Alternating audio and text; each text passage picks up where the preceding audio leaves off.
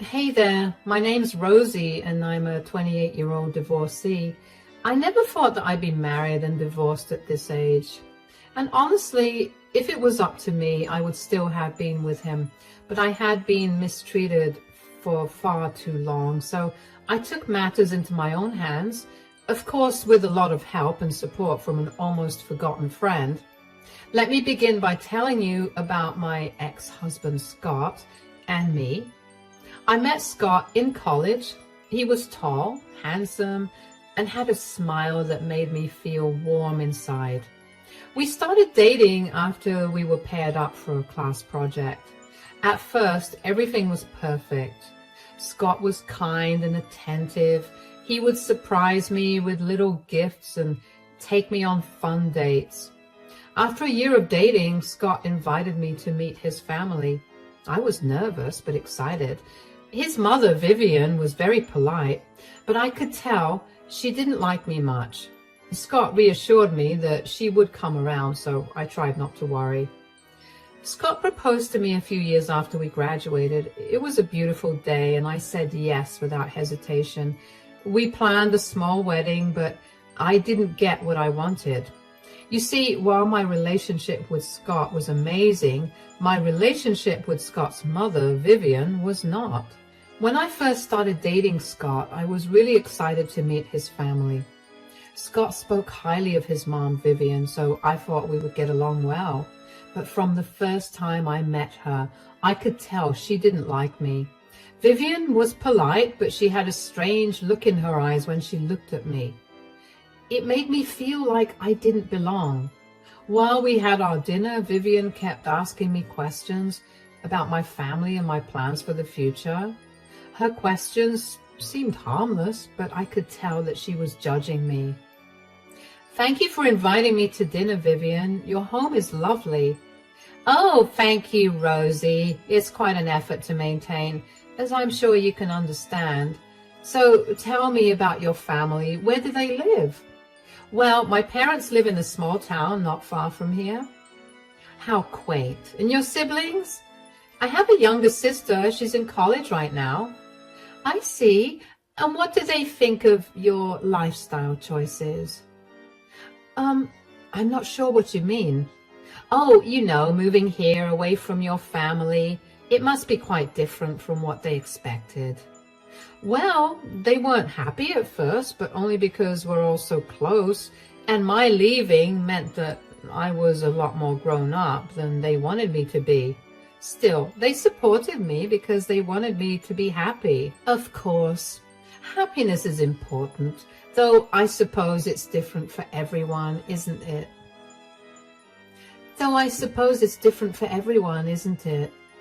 I guess so. What about you, Vivian? What did you do before you settled down? Oh, I'm a business owner, dear. Quite successful, actually. All of this wealth, you see, came because of my hard work. I see why Scott looks up to you so much. Yes, I have made sure to set a very high standard for him.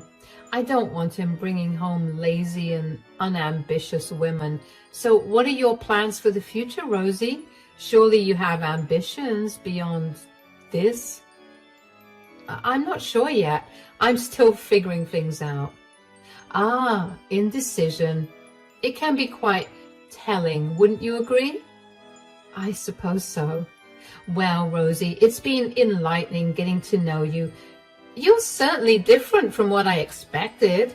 If you'll excuse me, I have some business to tend to right now, but feel free to stay as long as you need. There's dessert too, which I'm sure you'll eat a lot of. Good night.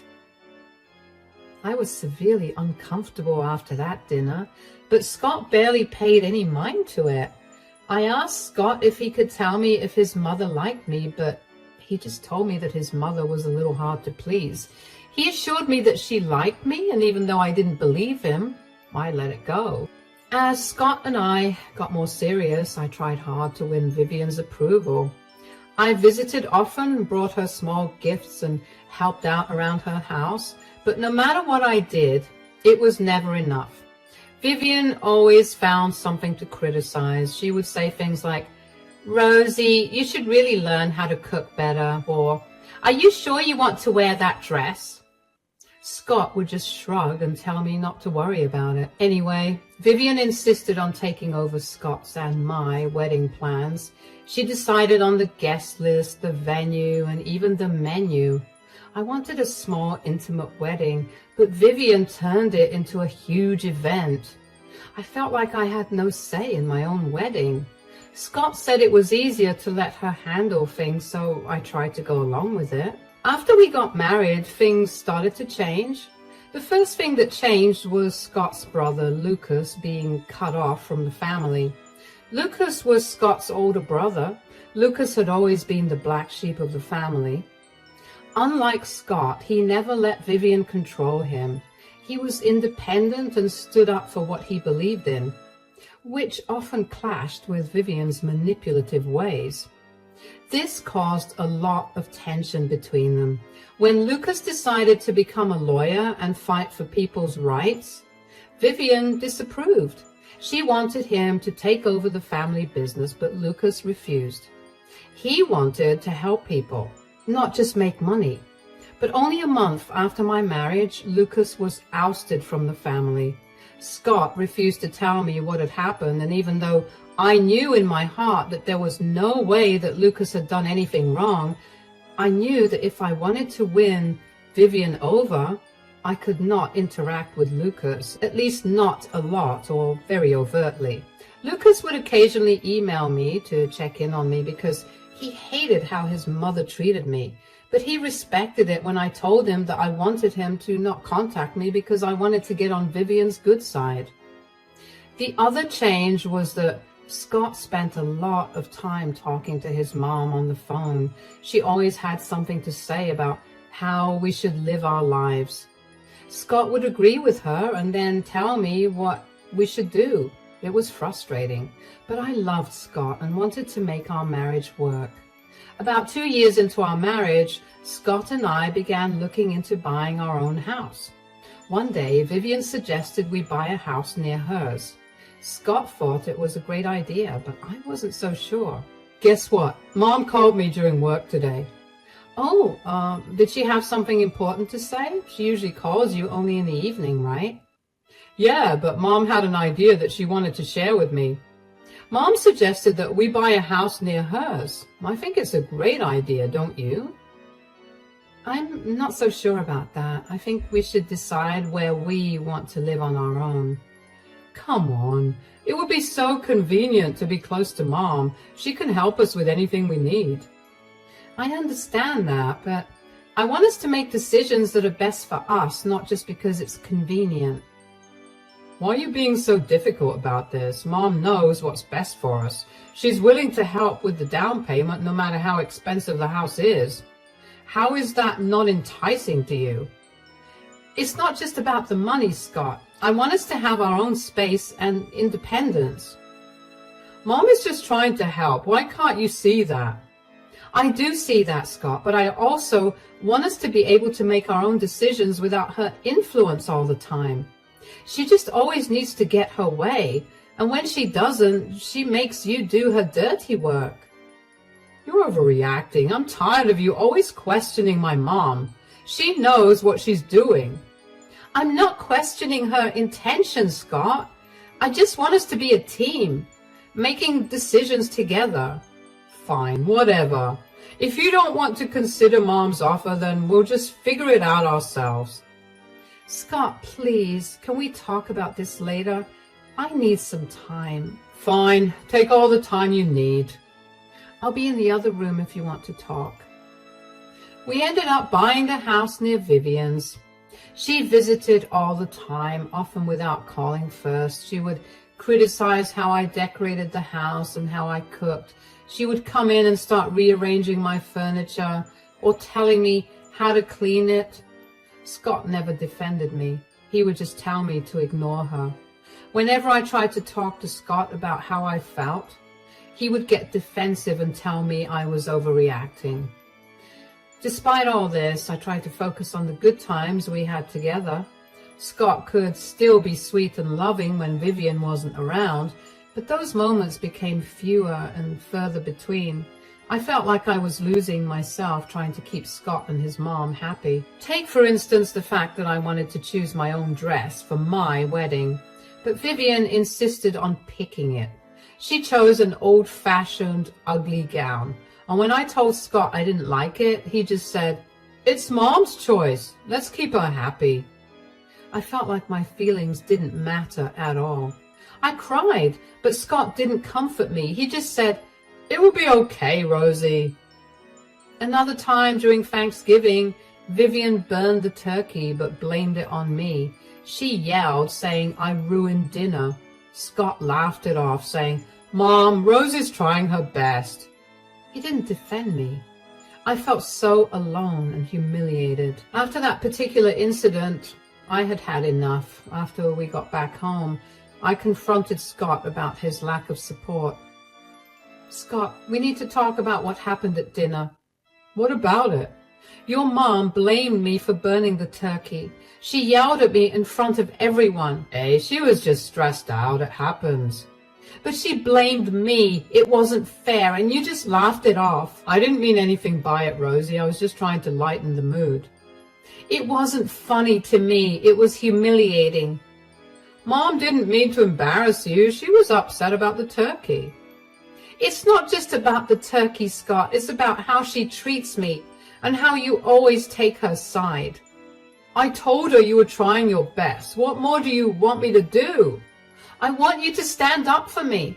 I want you to tell her that it wasn't fair to blame me." "Look, Mom can be tough sometimes. That's just who she is." "But shouldn't you stand up for me? Shouldn't you defend me when she treats me unfairly?" "I do defend you, Rosie, but I also have to consider Mom's feelings." "What about my feelings, Scott? Don't they matter too?" "Of course they do. I just don't think this is worth fighting over."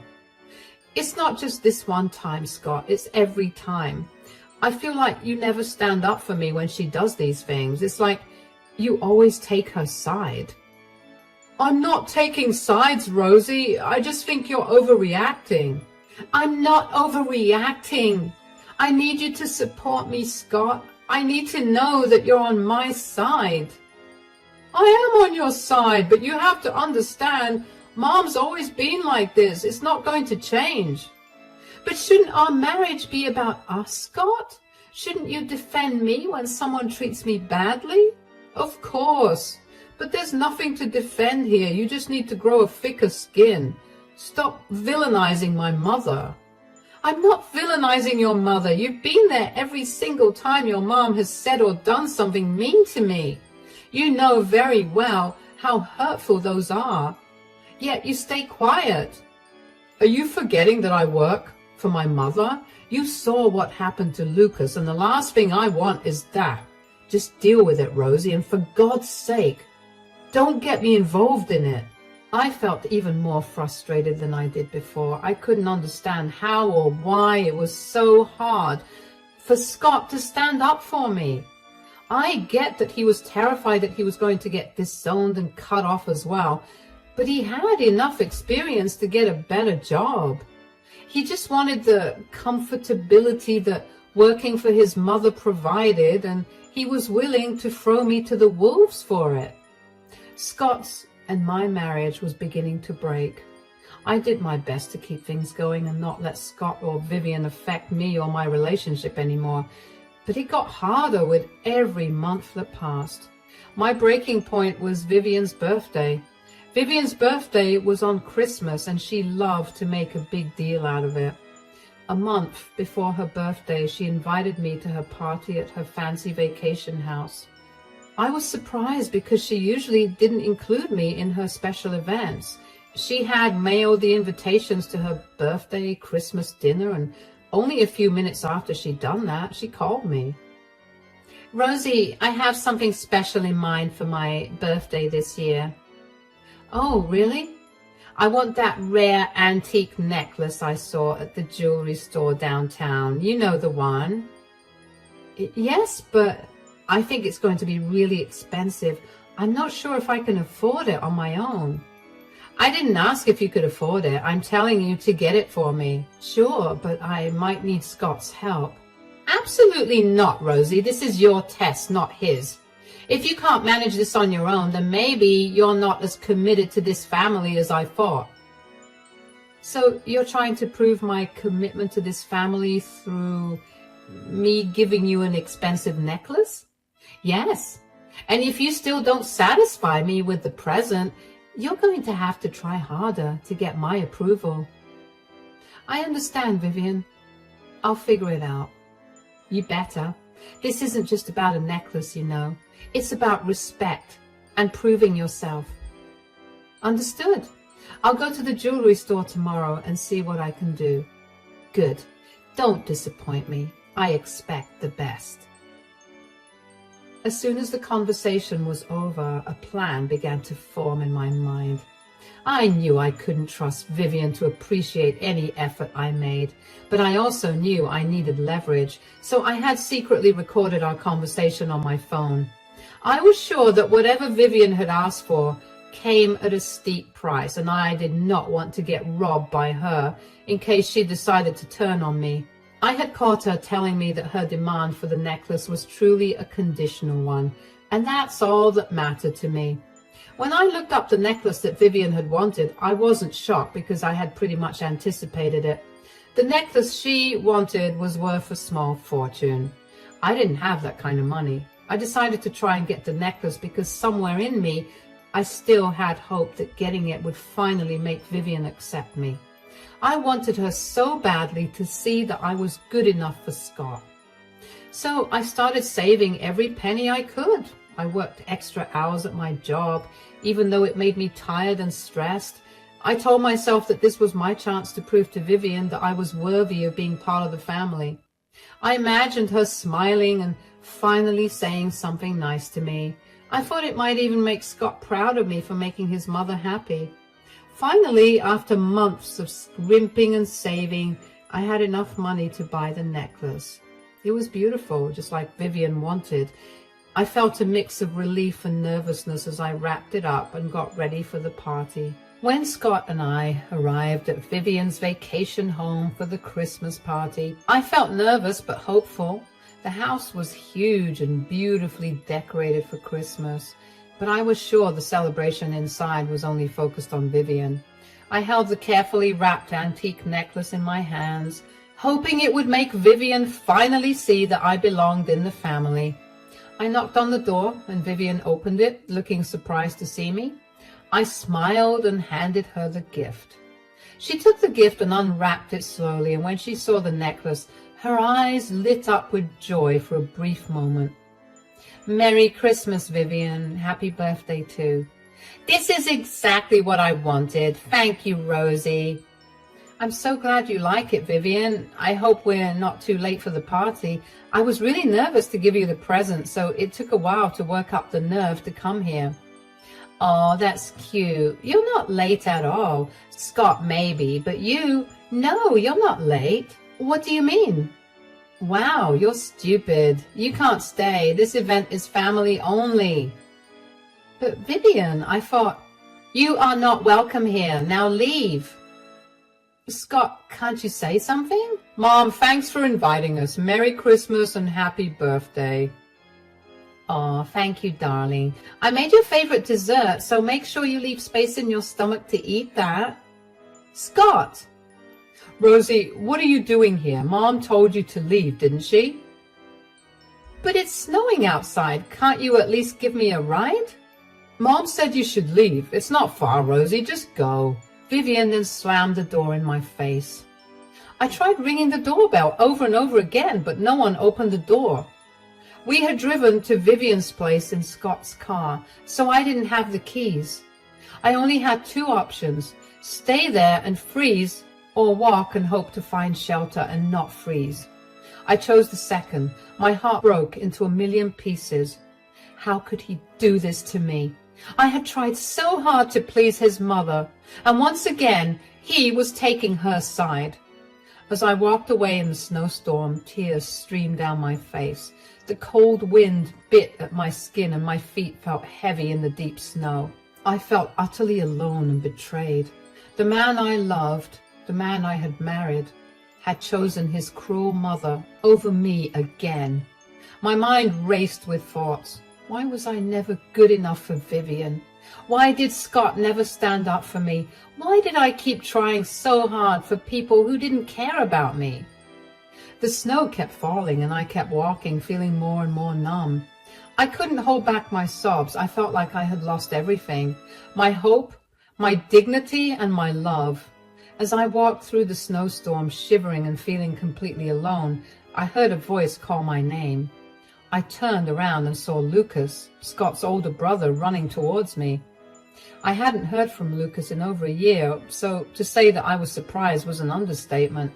He asked me why I was walking around in the snowstorm, and I told him what had happened with Vivian through tears. Lucas guided me to his cabin, which was only a 15-minute walk away from Vivian's vacation home. He handed me hot chocolate to warm up, and when I was feeling better, Lucas apologized to me for his mother's behavior. Rosie, I'm so sorry you had to go through that. Mom can be really harsh sometimes. I just don't understand why she treats me like this. I tried so hard to please her. Mom has always been controlling. She wants things her way, no matter what. Scott tries to go along with it, but I could never do that. Why did you and Mom stop talking? It started years ago. I couldn't stand by and watch Mom do things that weren't right. I found out about her shady business deals, Rosie. It wasn't easy to confront her, but I couldn't ignore it. What did you find out? Mom was involved in illegal stuff, embezzling money, tax evasion, mistreating her employees. It was all hidden under her reputation as a generous person. When I confronted her, she didn't want to hear it. She cut me off completely. That's awful, Lucas. I had no idea. It's why I've been distant from the family. But I've always kept an eye on you, Rosie. I knew Mom could be tough on you. Thank you for being there tonight. I don't know what I would have done without you. You're strong, Rosie, stronger than you know. We're going to figure this out together. What do we do now? First, we make sure you're okay. Then, we'll plan our next step. Mom can't keep treating people like this. She needs to face the consequences. But Scott, he didn't say anything to defend me. Scott is caught up in Mom's world. He tries to keep her happy, even if it means hurting others, and that's why he's Mom's favorite. He's too stupid and spineless to see reality for what it is. I don't want to be around either of them anymore. Lucas, I really can't. I want my necklace back, and I want them to feel sorry for everything they've done to me. I have an idea. Lucas and I decided to hit back in a way that would really hurt her and Scott. Lucas, who's a lawyer, dug deep into Vivian's business dealings. He meticulously gathered evidence of the shady dealings that Vivian continued to partake in, including forged documents, secret bank accounts, and testimonies from former employees who had been mistreated. He then sent anonymous tips to several reputable newspapers and news channels, ensuring that the information reached a wide audience quickly. The reporters, hungry for a scandal involving such a high-profile figure, jumped on the story. The media coverage was relentless. Headlines screamed about Vivian's fraudulent activities, and news segments detailed the extent of her corruption. Investigative journalists dug deeper, uncovering even more dirt on Vivian. Stories of her exploiting vulnerable people and manipulating business contracts spread like wildfire. Vivian's social circle, previously charmed by her perceived generosity and success, turned against her. Invitations to exclusive events were rescinded, and prominent figures who once praised her publicly distanced themselves. Her friends and associates felt betrayed, realizing they had been supporting a fraud. Moreover, the legal consequences of her actions began to catch up with her.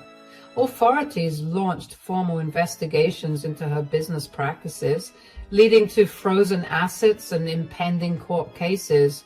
Her business empire started to crumble as clients and partners withdrew their support.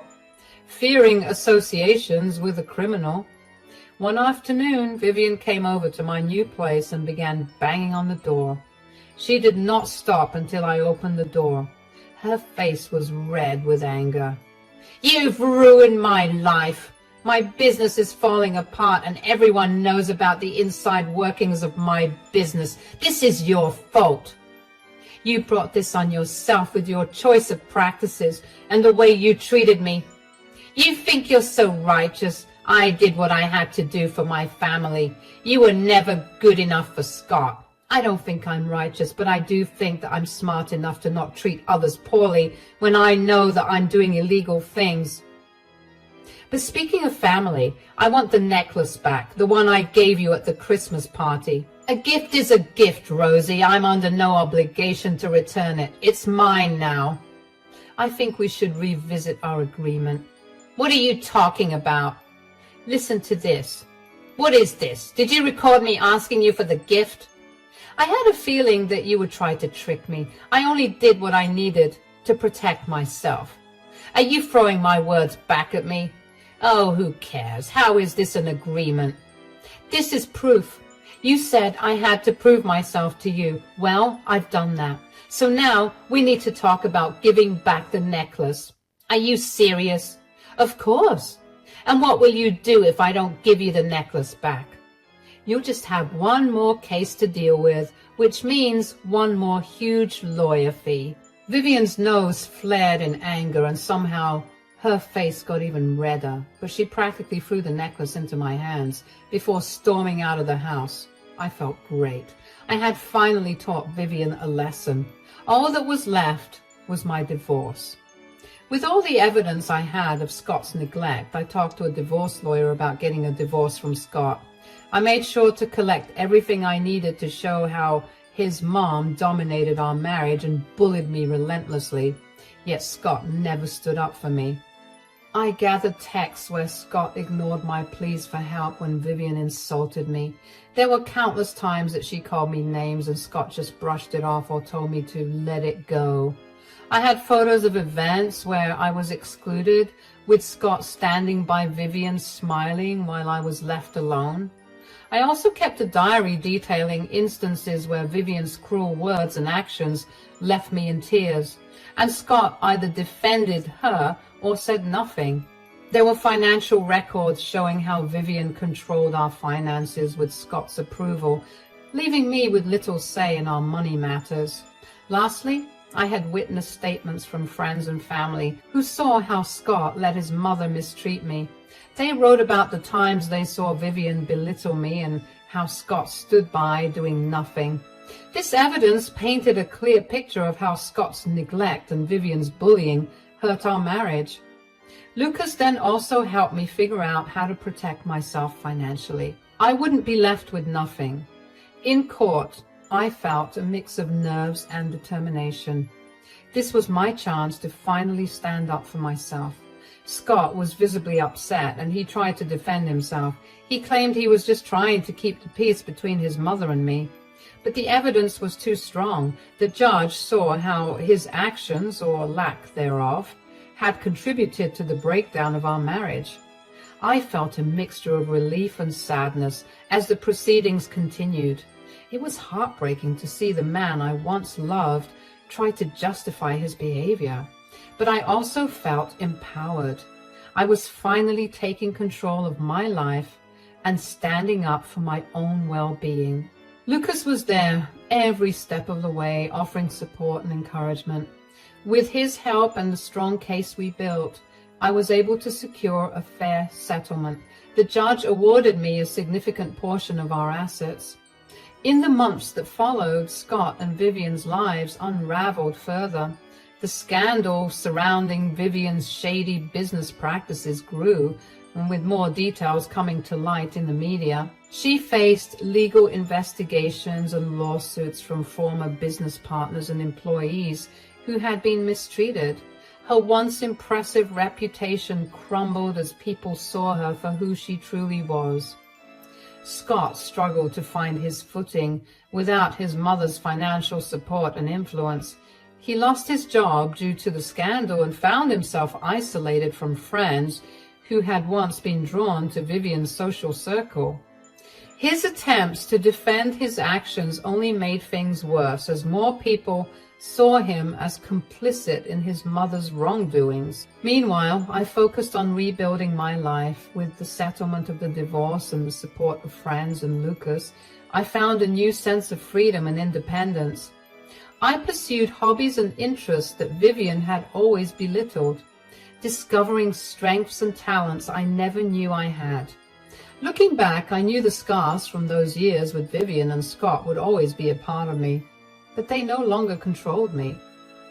I had reclaimed my life and proven that I could survive and thrive on my own terms.